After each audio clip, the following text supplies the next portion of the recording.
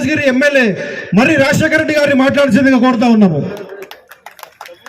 అక్కలో చెల్లెల్లో ఒక 15 నిమిషాలే ఇద్దరే మాట్లాడతారు. ఈయన తర్వాత మన ఎంపీ గారు మాట్లాడతారు, అయిపోతుంది అక్క. మంచి బిర్యానీ ఉన్నది, మంచిగా తినిపోవాలక్క. జై తెలంగాణ, జై కేసీఆర్, జై కేసీఆర్. ఇవాళ ఎమ్మెల్యే మరియు ఎంపీ ఎన్నికల సందర్భంగా ఇక్కడ పెద్ద ఎత్తున మహిళా గర్జన చేసిన సందర్భంగా ఇక్కడికి వచ్చిన మా ప్రియతమ నేత మాజీ మంత్రి మల్లారెడ్డి గారికి, అదేవిధంగా మా ఎంపీ అభ్యర్థి రాగిడి లక్ష్మారెడ్డి గారికి,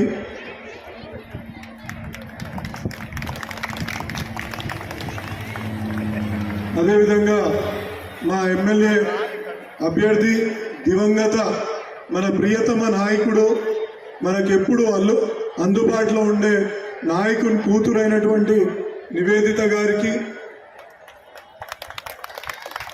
అదేవిధంగా ఇక్కడ ఉన్న మా బోర్డు సభ్యులందరికీ మరియు మా మార్కెట్ కమిటీ చైర్మన్లు, మా యొక్క లీడర్లు, ప్రతి ఒక్కరికి పేరు మనకి ఇవాళ ఒక ఎమ్మెల్యే ఎన్నికలు రావడము, ఆ ఎన్నికలకు మీ పూర్తి మద్దతు ఉంటే తప్పకుండా నివేదిత గారు మళ్ళీ గెలుస్తారనేసి నేనైతే భావిస్తున్నాను.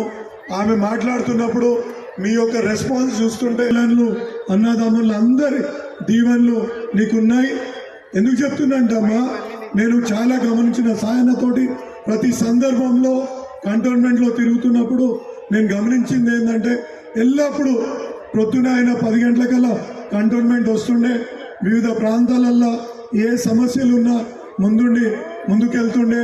తర్వాత 1 గంట ప్రాంతంలో ఆయన ఆఫీస్లో కూర్చొని 5 గంటల దాకా ఏ ప్రజలు వచ్చినా వాళ్ళకి ఏ సమస్య, నాకు ఒక కమ్యూనిటీ హాల్ కట్టియాలా, మా గుడికి కట్టియాలా, ఈ రోడ్ వేయాలా, ఈ సమస్యలు ఉన్నాయంటే ప్రతి ఒక్కరిని కూర్చోబెట్టుకొని ఛాయ్ తాగిపించి ఆప్యాయంగా పేరుతో పిలిచి పలకరించి ఆయన చేసిన సేవలు మనం మర్చిపోతామా అమ్మ?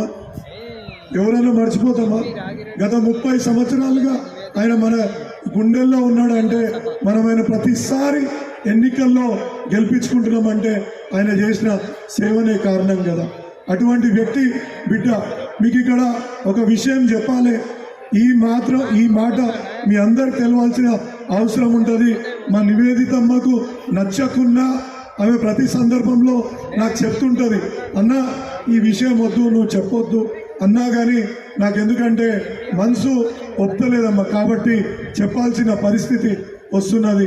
వాళ్ళకు ఇవాళ ఒక ఇల్లు అంటే ఒక గూడు, ఒక ఇల్లు అంటే సాయన్న 30 సంవత్సరాల నుంచి ఎమ్మెల్యేగా ఉన్న ఒక ఇల్లు అంటే ఇల్లు వాళ్ళకి లేదమ్మా ఇవాళ కంటోన్మెంట్లో. అటువంటి పరిస్థితులల్లో ఇవాళ కుటుంబం ఉన్నది. ఇద్దరిని పొడగొట్టుకొని ఇంత దుఃఖంతో వాళ్ళు ఇవాళ ఇంట్లో గడుపుతున్నారు. పెద్ద అయిన ఆశీస్సులు లేవు, ఇంట్లో చెల్లి కూడా చనిపోవడం, ఇలా ఏ విధంగా ముందుకెళ్లాలనో అనే దిక్కుతోచని పరిస్థితుల్లో కేసీఆర్ గారు ఒకటే చెప్పిండ్రు, నేనున్నానమ్మా, మీ నాన్న చేసిన సేవలు కంటోన్మెంట్ ప్రజలు మర్చిపోరు, తప్పకుండా నీకు నేను టికెట్ ఇస్తా, నీకు మీ నాయన ఆశీర్వాదం ఆయన పైన ఎక్కడున్నాడో కానీ నీకు ఆయన ఆశీర్వాదం ఇస్తాడు. ఇక్కడున్న కంటోన్మెంట్ అక్కా చెల్లెళ్ళు అన్న తమ్ముళ్ళు అందరూ కూడా నీకు సపోర్ట్గా ఉంటారు అనేసి అటువంటి నిస్వార్థ నాయకుడు. ఇల్లు లేకుండా వీళ్ళు ఒక్కసారి ఎమ్మెల్యే అయితేనే, ఒక్కసారి కార్పొరేటర్ అయితేనే మనం చూస్తాం కోట్లకు పడగలెత్తుతారు. అటువంటిది ఒక్కటంటే వాళ్ళు ఉన్న ఇల్లు కూడా కిరాయి ఇల్లు అన్నా. మీరు ఇది గమనించాలా దయచేసి. చాలామంది చాలా మాట్లాడతారు కానీ నిస్వార్థంగా సేవ చేసిన సాయన్న బిడ్డకు మీరు అత్యధికంగా మద్దతు పలికి ఓట్లేసి గెలిపించాల్సిందిగా ఈ సందర్భంగా కోరుతున్నాను. అదేవిధంగా మన ఎంపీ రాగిడి లక్ష్మారెడ్డి గారు, ఆయన 30 ఏళ్ల నుంచి రాజకీయంలో ఉండి అనేక పోరాటాలు చేసి ఎన్నో సేవా కార్యక్రమాలు చేసి మీ ముందు నిలబడ్డ గొప్ప వ్యక్తి. ఎంతో మందికి ఇలా పిల్లలకు ఫీజులు, పేద విద్యార్థులకు ఫీజులు కట్టుకుంటా ఎంతో మందికి వైద్య సహాయం అందిస్తూ ఆపరేషన్లు చేపించిన గొప్ప మనసున్న మనిషి మన రాగిడి లక్ష్మారెడ్డి గారు. ఇవాళ ఆయనకు ఒక రాజకీయ చతురత, ఏం కావాలనో ఈ ఏరియాలో అప్పుడే మొత్తం ఒక అర్థం చేసుకొని ఏ విధంగా ఇక్కడ ఉన్న సమస్యలు మనకు రోడ్లు ఏ విధంగా